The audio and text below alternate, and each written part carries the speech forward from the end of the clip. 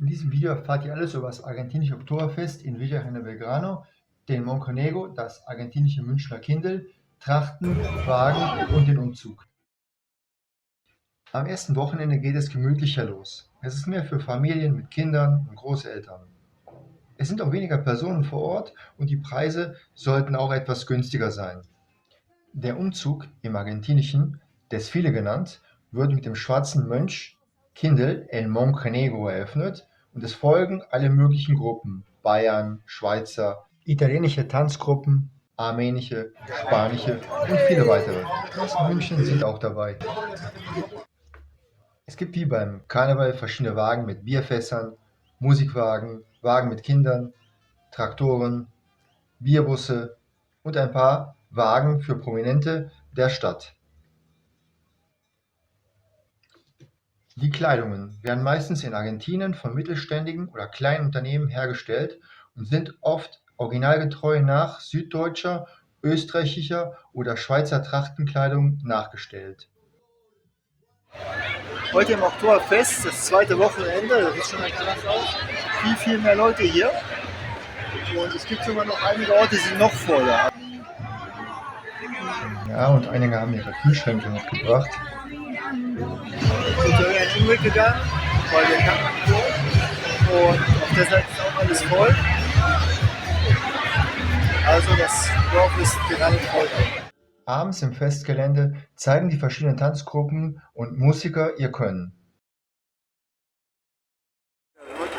Und jetzt mal ein kleines Interview machen mit Berti, einer von den Biermusikanten. Hier mit Berti. Berti ist ein Musiker, jawohl. Hallo, eine Freunde aus Deutschland. Und würde ich ja mal ein paar Fragen stellen. Seit wann gibt es das Oktoberfest hier in Argentinien? In Argentinien wird das Oktoberfest gefeiert seit des Jahres 1964. 64. Aber das war nicht das erste öffentliche Oktoberfest. Das erste öffentliche war wann? Am 64, aber vorher wurde dann unser Jubiläum gefeiert von der Stadt. Ja. Das Jubiläum von der Stadt. Unsere Stadt ist gegründet im Jahre 1932 hier in Córdoba. Wir sind in Córdoba in Argentinien. Villa General Belgrano findet sich so ungefähr 100 Kilometer von der Hauptstadt Córdoba. Und die deutschen Familien, die sich hier niedergelassen haben, ja, die haben dann das Oktoberfest zum ersten Mal im Jahre 64 gefeiert. Ja. Mein Vater, habe ich gehört, war auch Speaker gewesen, also die das Fass anschlagen. Klar, ja, der Bier anzapfen wurde auch vom ersten Mal gemacht und mein Vater war einer, der diese Fässer angezapft hat. Nicht wie drüben der Bürgermeister es macht, sondern hier wird es von Leuten von der Gemeinde gemacht. Der nennt sich Espichador. Hier in Argentinien heißt das Espiche. Ja, Espiche. Und Espichador ist derjenige, der anzapfen macht. Ja. Okay. Das weiß ich sicher genau auf Deutsch heißt. Ich bin eigentlich nie ins Oktoberfest gefahren nach München. In Köln, da gibt es das nicht so viel. Und Zapf ist. Und Zapf, ja, das wird genannt, no? Zapfen, richtig. Das Anzapfen von Anzapfen, Espiche. Und deine Mutter ist Susi, der schwarze Mönch, das Kindl. Ja, das Münchner Kindl hat man hier die Idee gebracht im Jahre 79 und sie hat es zum ersten Mal in diesem Jahr gemacht und seit 45 Jahren macht sie das jedes Jahr. No? Sie interpretiert das Münchner Kindl vom Oktoberfest von München, aber hier in unserem Fest. Okay. Wie war früher das Oktoberfest so? Das war also nicht sofort öffentlich, sondern ihr habt das 1964 das erste Mal hier nur für euch als Gemeinde im Dorf gefeiert. Ja, unser Dorf war schon ein Touristort.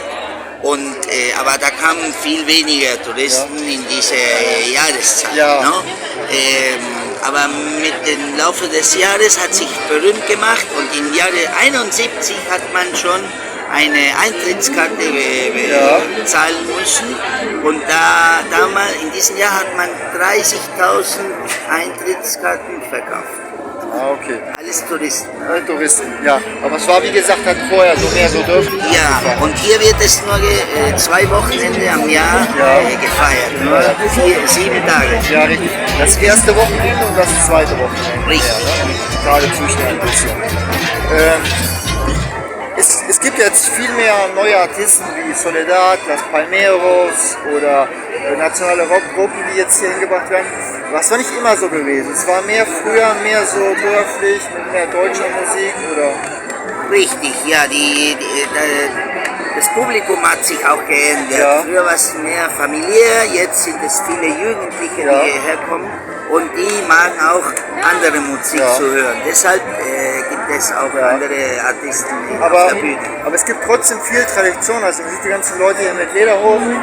Ich habe ja selbst mal welche verliehen und du hast ja auch eine echte deutsche Das ist eine Lederhose, die wurde hier in Villa Belgrano gemacht. Und sieht also wirklich aus wie eine deutsche Lederhose. Die hat eine gute Qualität, muss man sagen. Ja, richtig. Und wie sieht das Oktoberfest so in 20 Jahren? Was meinst du, wie das so in 20 Jahren sein wird hier? Noch so deutsch oder eher... Ich glaube, man muss das mehr Deutsch erhalten, weil die Touristen, die wollen das. Ja. Das heißt nicht, dass wir die anderen Artisten, andere kulturellen Ausdrücke dann nicht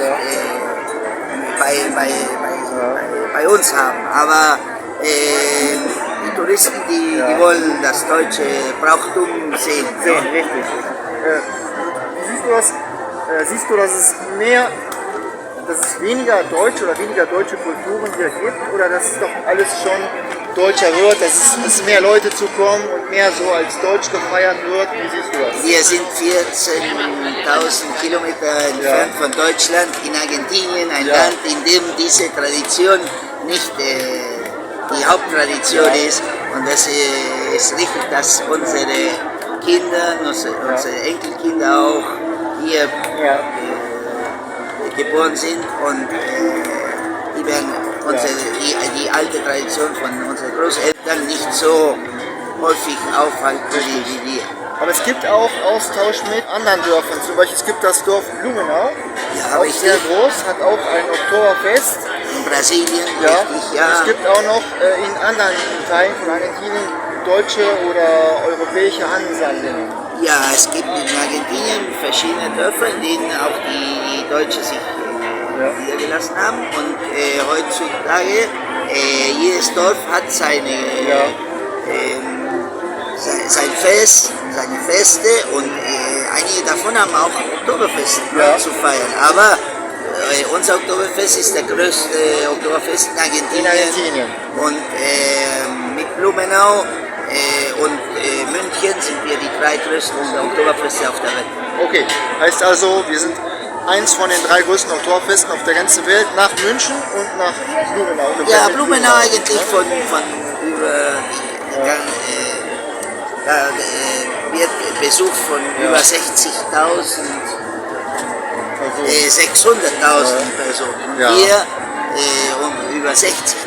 Das ist halt der Unterschied. Richtig. Aber ich mag sehr unser Oktoberfest. Es ist viel schöner, es ist ein Freilicht. Finde ich auch schön. Ich habe auch immer schöne Erinnerungen mit euch, wenn ihr singt. Und es sind sehr schöne Lieder. Das Lied von Heino, Blauer Enzian und alles so. Ja, die ganz berühmten Musikstücke, die werden von uns dann gespielt. Gut, schön.